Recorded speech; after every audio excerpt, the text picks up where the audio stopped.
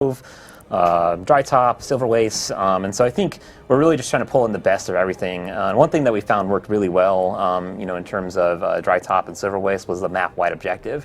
And so all of the expansion maps are going to have some amount of map-wide objective. And this one, the story is basically sort of centered around these, packed fleet survivors that are crashed here and just trying to survive.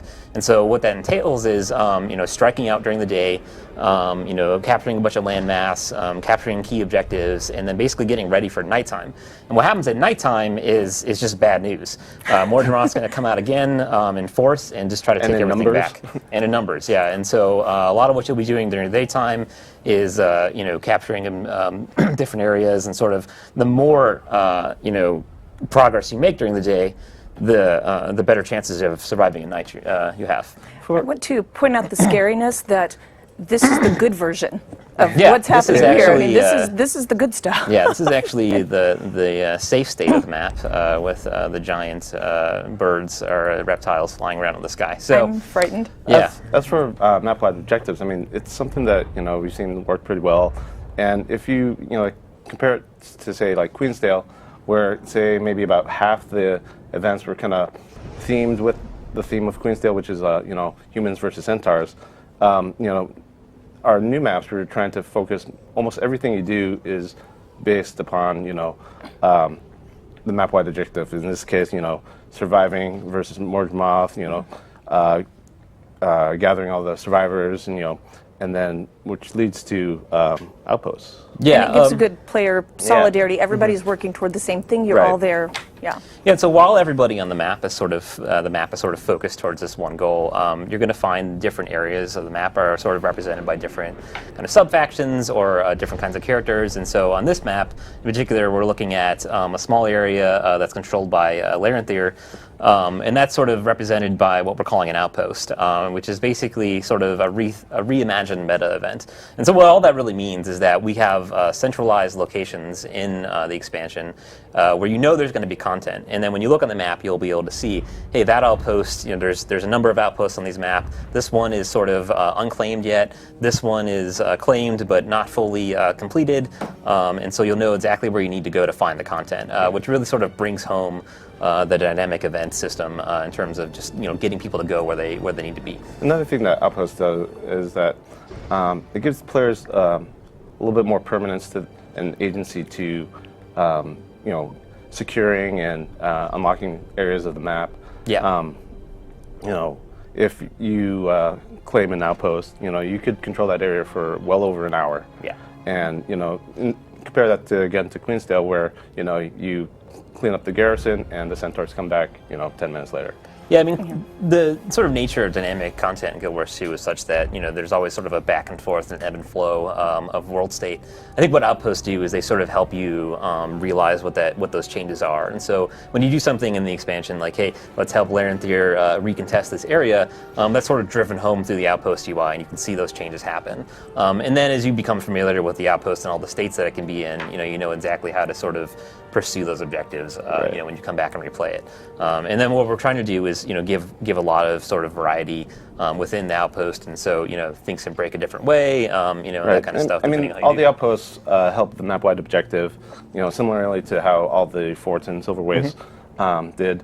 But outposts are kind of more contextualized in the area that they're in, so they can tell different stories, and the ways that you contribute to the map-wide objective can, vary, to something more serious to even lighthearted stuff too.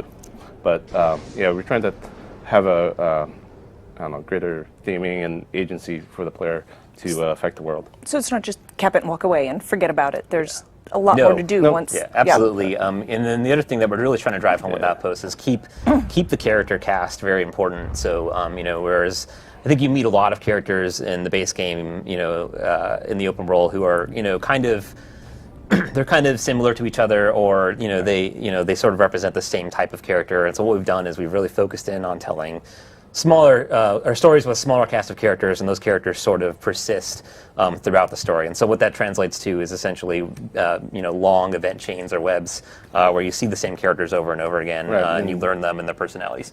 And in addition to that, we're viewing maps kind of as a a period in the story, so that a character that you see in one map you may see again in a later map, and you can create a stronger relationship with them. Sure. Yeah, absolutely. Okay, so let's talk about this area in particular that we're in. Where are we, and what's going on? Right here, this is basically the first area in the expansion. You'll see one of the first areas you can see in the expansion, and this is what we're going to see in the demo. This is basically, like I said, where Larenthir has crashed, and then they're basically just trying to survive. I keep saying basically, but that's okay. That's the essence of the content here, is that they're trying to strike out. They've got basically a small group of stragglers that are sort of here, and then they're just pushing out and trying to survive this tide of enemies that are sort of coming in. And so what you see here is things like off in the distance, we've got one of our new creatures here, which is called the Mordrum Breacher, I believe. And his name has changed a couple times. And he's one of these guys that comes up out of the ground and spews enemies out. And so you have to defeat it to basically stop the spawns, right? Yeah, those are super interesting. And I keep looking at them, hoping that he will go into the next. Yeah. I don't know. Are we calling them phases when he starts spewing? Hey, there he goes.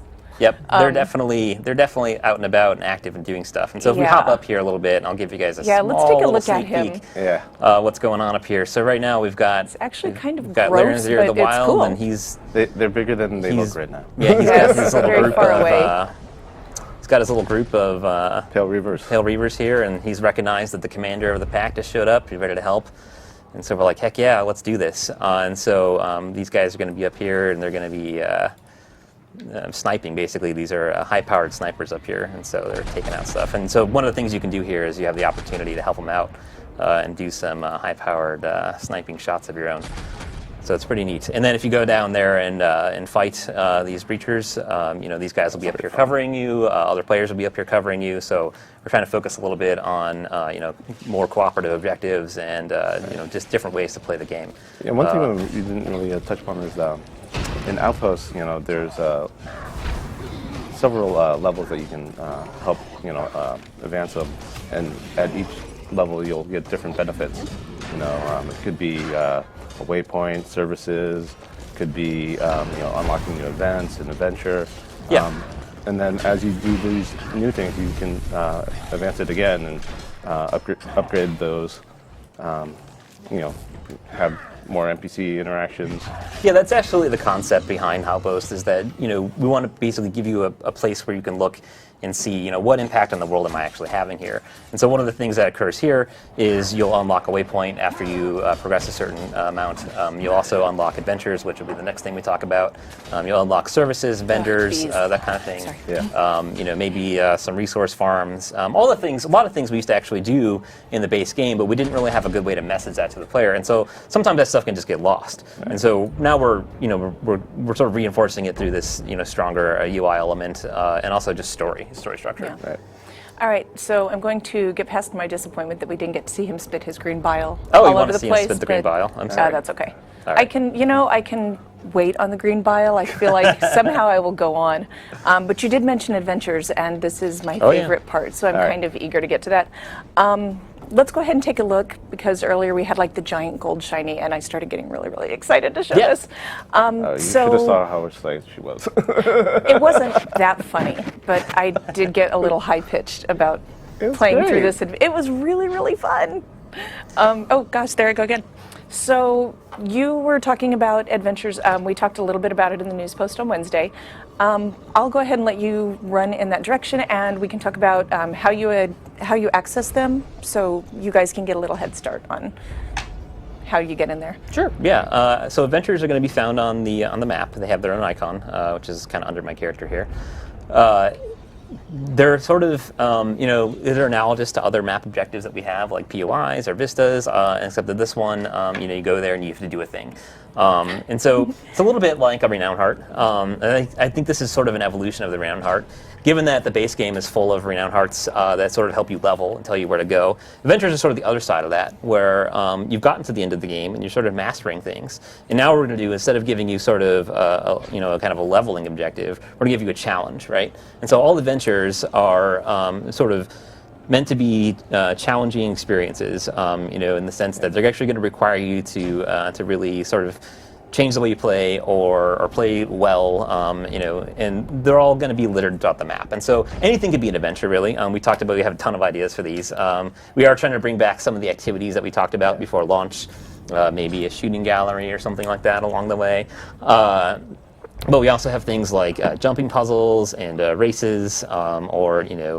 Yeah, you can think of them as personal challenges. Yeah, absolutely. And performance-based and repeatable.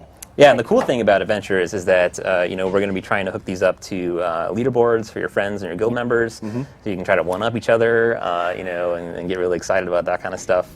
And the other aspect of adventures that's really important is that it's going to be tied very closely to our mastery system. And so as you keep playing, you're going to get more abilities that will help you do these things even more efficiently and faster. And you'll see that in a moment. Well, let's see. All right, so this adventure, just to give you a little context, this is the Lethal Vantage. It's crashed, it's kind of wrecked. There's still supplies in here. They still see this as a valuable asset for holding down at nighttime. And so it's being just overtaken by these vines.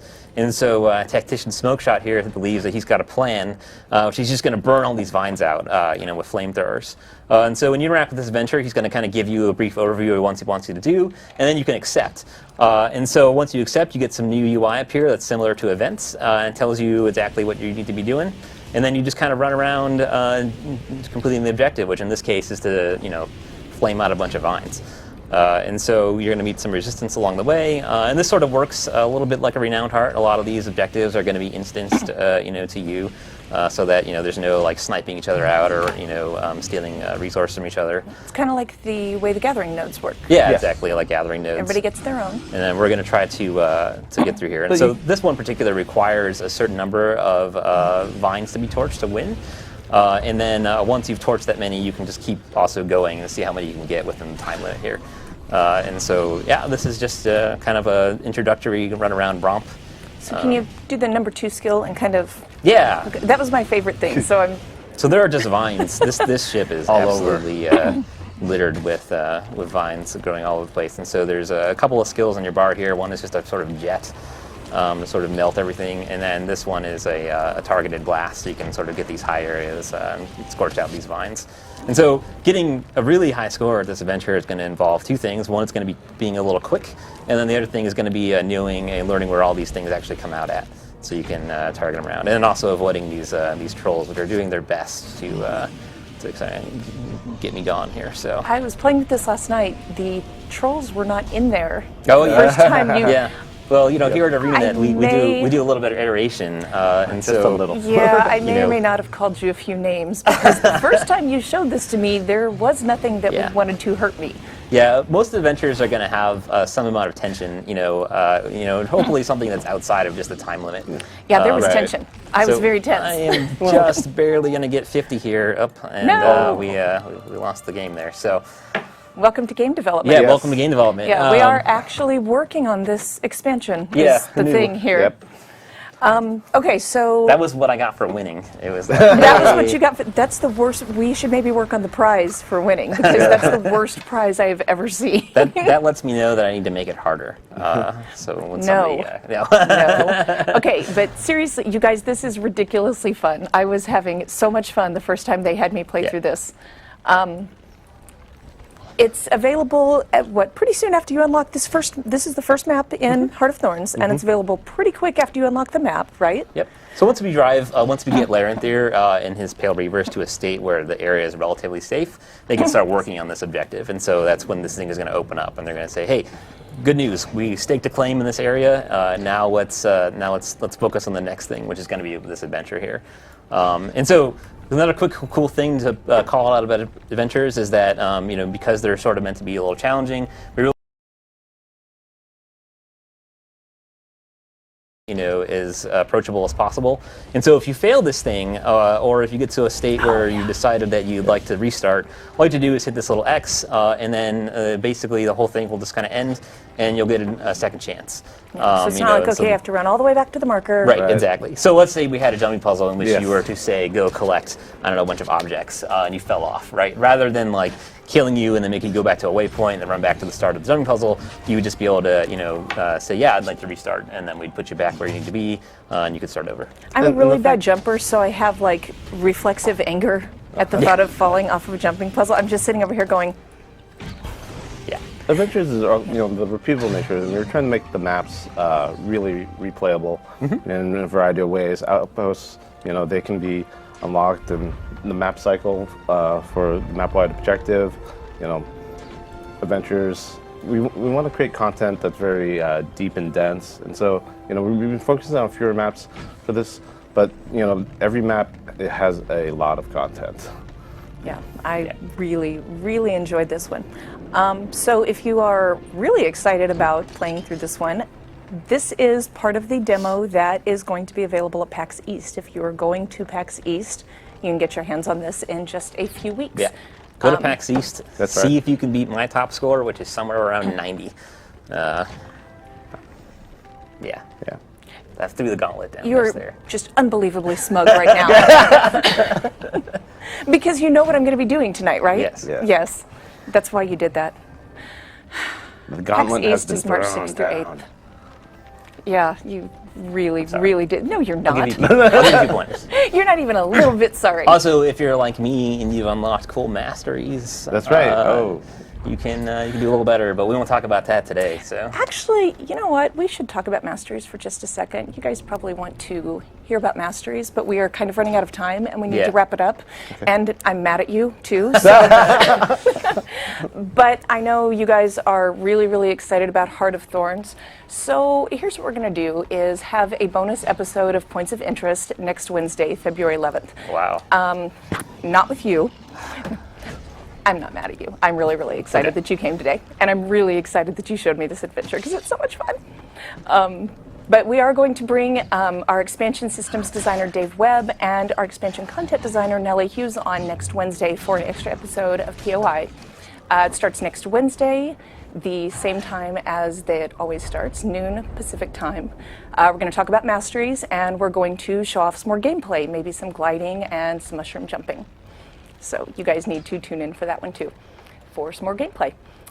For right now, we have another video courtesy of Aurora Peachy. She had a ton of footage from PAX South and put together a little outtake video for us. So thank you guys both for coming on. Yeah, really absolutely. appreciate it. Yeah, it was a lot of fun. And We'll thank keep playing you. this adventure. I want to play.